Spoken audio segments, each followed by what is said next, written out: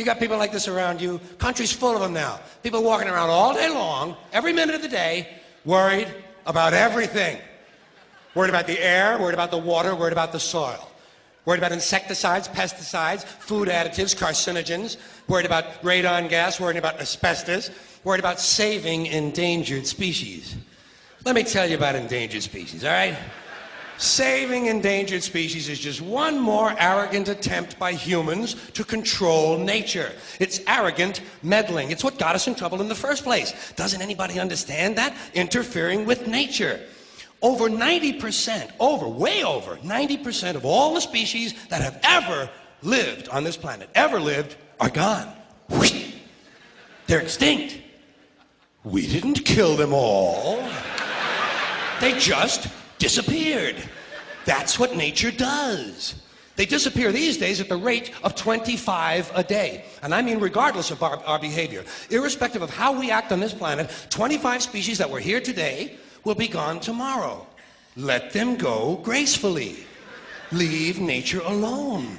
Haven't we done enough? We're so self-important. So self-important. Everybody's going to save something now. Save the trees, save the bees, save the whales, save those snails. And the greatest arrogance of all, save the planet.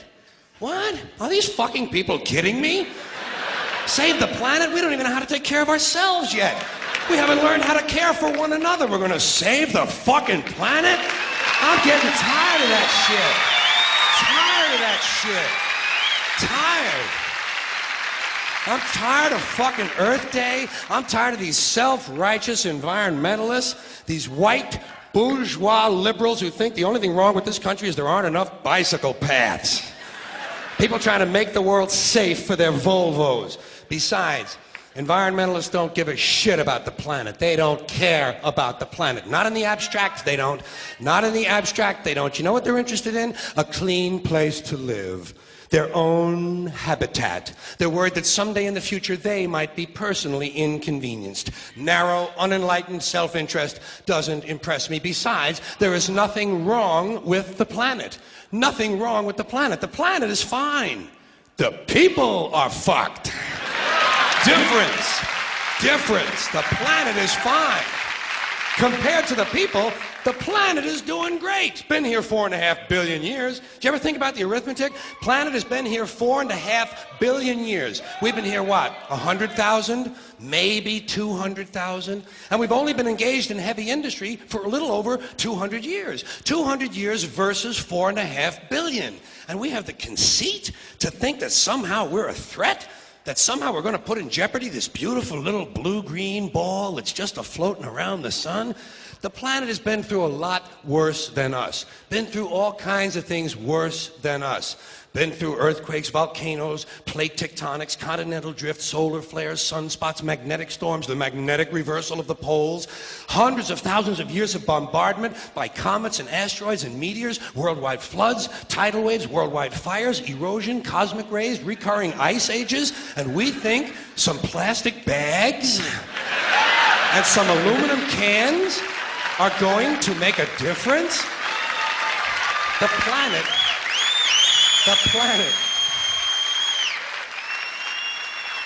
planet isn't going anywhere. We are.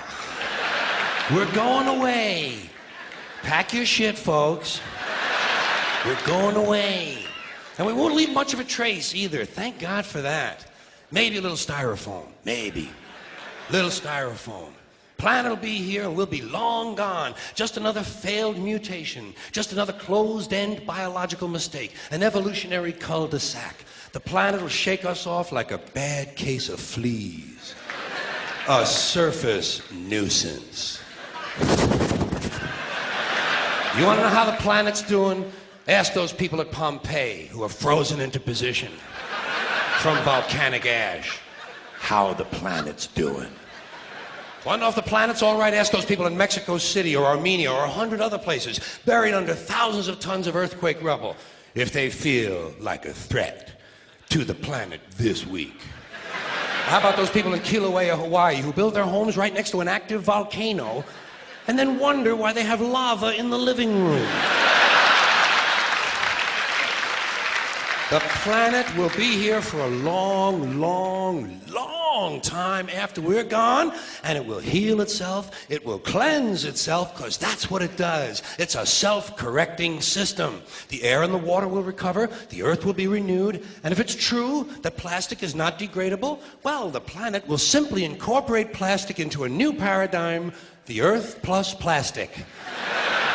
The earth doesn't share our prejudice towards plastic. Plastic came out of the earth. The earth probably sees plastic as just another one of its children. Could be the only reason the earth allowed us to be spawned from it in the first place. It wanted plastic for itself. Didn't know how to make it. Needed us. Could be the answer to our age-old philosophical question, why are we here? Plastic. Assholes. So, the plastic is here, our job is done, we can be phased out now, and I think that's really started already, don't you? I mean, to be fair, the planet probably sees us as a mild threat, something to be dealt with, and I'm sure the planet will defend itself in the manner of a large organism, like a beehive or an ant colony can muster a defense. I'm sure the planet will think of something. What would you do if you were the planet trying to defend against this pesky, troublesome species? Let's see, what might... viruses. Viruses might be good. They seem vulnerable to viruses. And viruses are tricky, always mutating and forming new strains whenever a vaccine is developed. Perhaps this first virus could be one that compromises the immune system of these creatures. Perhaps a human immunodeficiency virus, making them vulnerable to all sorts of other diseases and infections that might come along. And maybe it could be spread sexually, making them a little reluctant to engage in the act of reproduction. Well, that's a poetic note. And it's a start. And I can dream, can't I? See, I don't worry about the little things. Bees, trees, whales, snails. I think we're part of a greater wisdom than we will ever understand. A higher order. Call it what you want. You know what I call it? The big electron. The big electron. Whoa. Whoa. Whoa. It doesn't punish. It doesn't reward. It doesn't judge at all.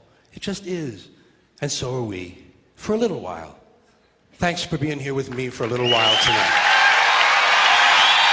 Thank you. Thank you very much.